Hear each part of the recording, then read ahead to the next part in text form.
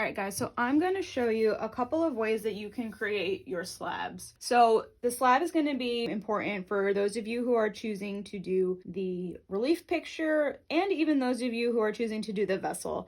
We will be doing a clay project that is strictly slab built. So this is knowledge that you will bring with you for the project that is after this. I have already wedged this piece of clay. I just took a bunch out of my bag and there were a few pieces that I had to jam together. So I did want to make sure that I wedged it nicely so that those pieces were all uniform and attached together, because if I don't wedge it, then those pieces will probably want to fall apart once I start to manipulate this. I'm starting with a method for slab creation that does not use your rolling pin.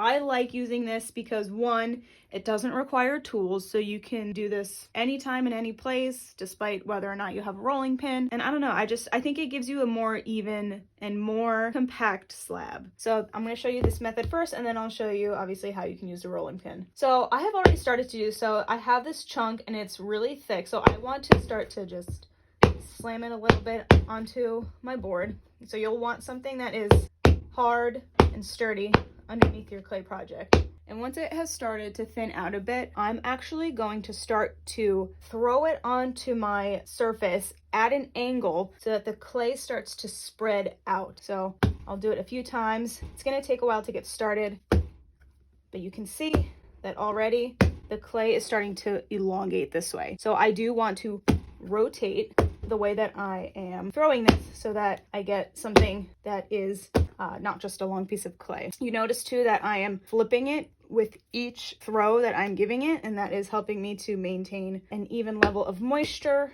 Doing this also helps to dry your clay out a bit, because if you were to just roll a slab out using your rolling pin, it will still maintain a lot of moisture, and you'll notice that slabs like to slump over when they are too wet. It is better for a slab to be a little bit more on the firm side. I'm going to take care of this really quickly. I don't want it to get too big. It might come back, but better. So I'm just going to keep doing this. It's also good, instead of continuing to go this way, even though I'm flipping it, I do want to make sure that I'm throwing it this way as well, so that this side doesn't get super thin while the other side stays thick. You can also do it like this if it's easier to use your two hands and kind of pull. You guys can see I'm pulling it. I'm not just dropping it flat down.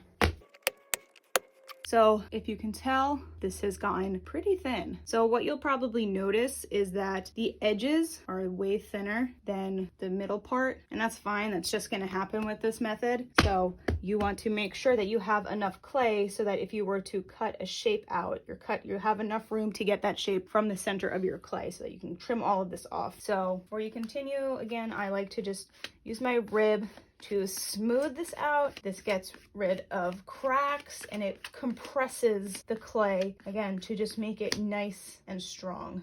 Same thing on the opposite side. So if you're noticing that you do this and when you try to pick it up, if it's tearing, then you've probably made your slab too thin. This is still roughly the thickness of the strips that I gave you, but probably takes a lot less muscle and strength to do it this way.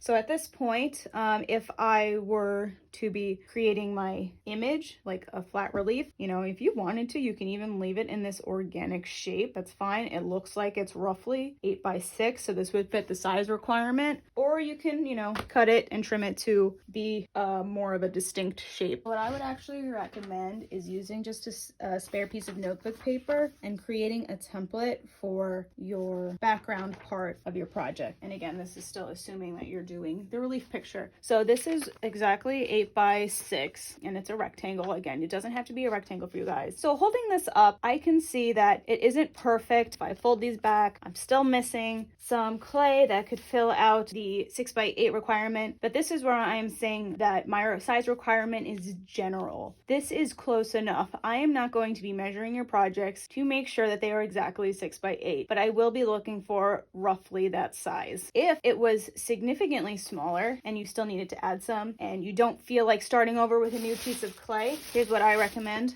This is potentially breaking all the rules of ceramics, but I do it anyway because I find that it works. So maybe I wanted this side to be elongated a little bit. I'm going to take a piece of clay that I have roughly flattened, pop it down. Maybe I want some more up here and pop it down. This is where I'll go in and put my thickness strips on the side. You do want to make sure that these are close enough together that your pipe, aka your rolling pin, touches both sides. If it's too far apart, it's gonna touch the bottom, and then this side will be really flat. I'm doing this very awkwardly for the sake of camera, but what I'm just doing is slowly rolling over top of my project. And you can see this is starting to blend in and become smooth. I'm actually not doing what I would recommend. What I would recommend is if you do use a rolling pin, you start in the middle and you go down and then you go up, because if you start at the bottom and try to go all the way up, it's gonna be way too much work. But since that was just a small piece that I'm adding, I'm okay with this.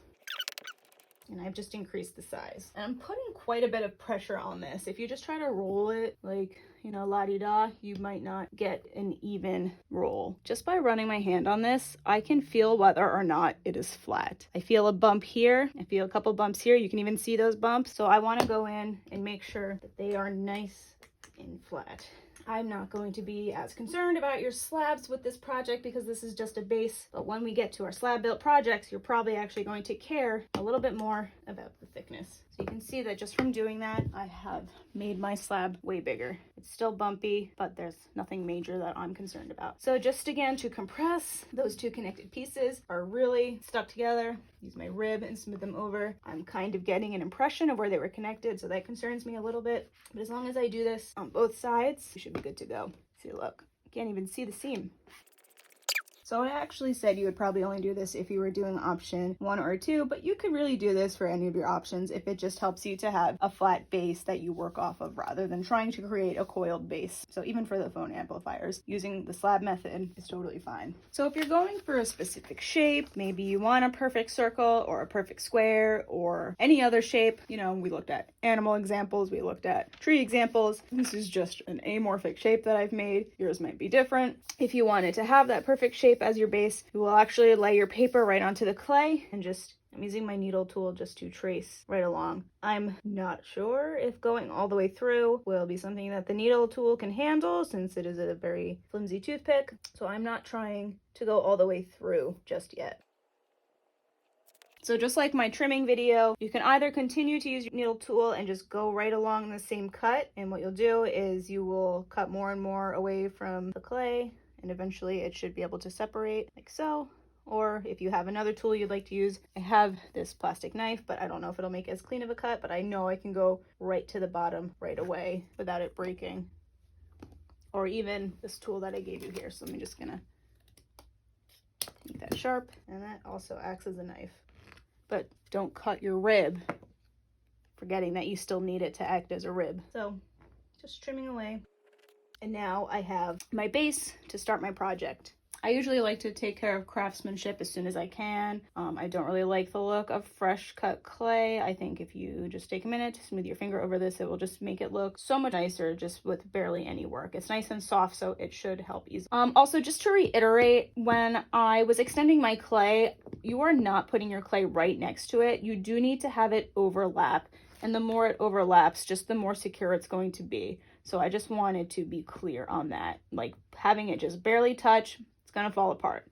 Make sure there is a good amount. So you can see if I create this line, this is how much it's overlapping. So if you are doing just the normal coil vessel or a phone stand / amplifier, you don't need to watch this part. But if you are doing one of the images on a flat piece of clay, then this is what I recommend. I have just really quickly using my template. What I think is useful is mapping out where I'm going to put everything with my coils. So I just like to lay my drawing down on top of my slab and just again using my needle tool, just tracing those lines with the tool. And since the clay is so soft underneath, the pressure from the needle tool is gonna show once I take this paper off. So there you go. There's the impression. So now I know that as I start to roll out my coils, which are going to be no thicker than the pinky, or even, this is a good measuring tool, make it as thin as the skewers. So I know that as I start to make my coils and place them down, I know where I'm going to be following the design. So I'm just, again, very loosely doing this for video's sake. you will be scoring and slipping and making sure your coils are nice. You can do them like I'm doing, where I'm just making short coils and then kind of joining them together, or you can try to make the coil as long as you want it to be to make it go all the way across. Getting started, again, craftsmanship is key. Instead of continuing on and having a whole bunch of craftsmanship to worry about later on, I'm worrying about it now, because once I get it out of the way, it's just gonna make my life easier. Look at these, the cracks compared to this one, the smooth. So the coils themselves are very straightforward. You'll take a piece of clay. I like to just squeeze it in my palm, get it roughly log shaped to start, and then you just roll it out onto your board. Once this starts to get long, you'll want to start in the center and kind of work your way out. And you can see what I like to do is start to slowly spread my fingers, because that's dispersing the pressure and making sure that the pressure of the coil is going all along it and not just in the middle. If I only put pressure in the middle, I'm going to end up with a really skinny coil in the middle, and then it's going to be thicker toward the edge. What I like to do, if it starts to get kind of flattened, is twist it, and that kind of helps to bring it back into a log shape. So just twist it every now and then. So you can see it's going opposite, looks like a pretzel. So this is the base for my vessel. It's just a circle, and this does not dictate how wide it's going to end up, because I can always place my coils in such a way that it builds width as I keep going. I can also build it so that it gets narrower. So I've gotten my coil. I can hold it up and measure and see if it touches, and if it doesn't, I can keep rolling to extend it, but I like shortcuts. I'm probably just going to make another coil and fill in that gap. All right, so now it's long enough. So as always, scoring and slipping is very important, especially with the coiling process. These will not stay if they are not properly scored and slipped. So once again, notice how much scoring is going onto this. Sorry, it's a little dark. It's more than just a couple of swipes. So now I'll take my slip. Okay, if you get to a point where your coil overlaps, it's okay, just let it. What you can do is at some point where they are overlapped, just take either your rib or anything else you have and just chop straight down, being sure not to chop your base. I'm just gonna lift this a little bit, take what was left over, and they should match up pretty perfectly. So like I mentioned, either the interior or exterior needs to be smooth, because at this point it's going to be pretty weak. I'm just going to do the interior. I'm going to use my rib because I think my finger it's a little slippery. So I'm just pulling a good amount of clay down. All right, I'm just going to stop here, take a second. It's going to cause your coil to get a little thinner. If your coil is a little bit more plastic when you're doing this, it'll be a lot easier to smooth this out. So I'm going all the way around.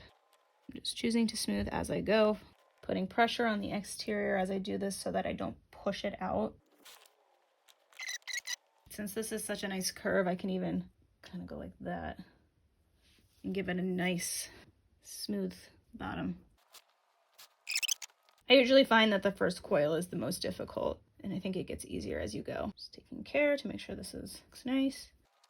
Okay, and there's my first coil. At some point, I would advise not picking these up, just because it gives you a lesser chance of ruining them. All right, so just again, general concept. You want your clay to be a little bit more in the plastic state for these coils to really bend and go in the direction that you want them to. So just like in the examples in my slideshow, your coils don't have to be just straight. You can spin them